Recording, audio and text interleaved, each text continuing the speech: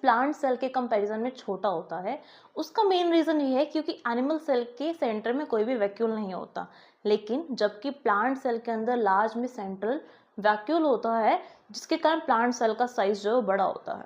अब plant cell हम जानते हैं पूरा जो प्लांट होता है वो इमोबाइल होता है, चल नहीं सकता है। उसके पीछे का रीज़न होता है क्योंकि प्लांट की सेल वॉल के अंदर सेलुलोज होता है, प्लांट में बेसिकली सेल वॉल होती है।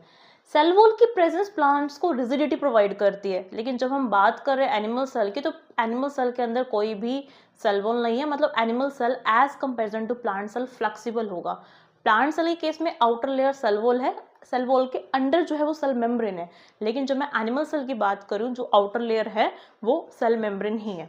अब हम बात करेंगे न्यूक्लियस की। देखो न्यूक्लियस कोई भी यूकेरियोटिक सेल है उसमें प्रेजेंट होगा, चाहे वो प्लांट सेल है चाहे वो एनिमल सेल है, मतलब न्यूक्लियस तो दोनों के अंदर ही प्रेजेंट है, प्लांट में भी और एनिमल में भी। लेकिन एक छोटा सा डिफरेंस है प्लांट के केस में और एनिमल के केस में। एनिमल के केस में तो न्यूक्लियस जो होता है वो सेंटर में होता है, लेकिन प्लांट के केस में न्यूक्लियस थोड़ा पेरिफेरल होता है क्योंकि लार्ज सेंट्रल वैक्यूल प्रेजेंट होता है।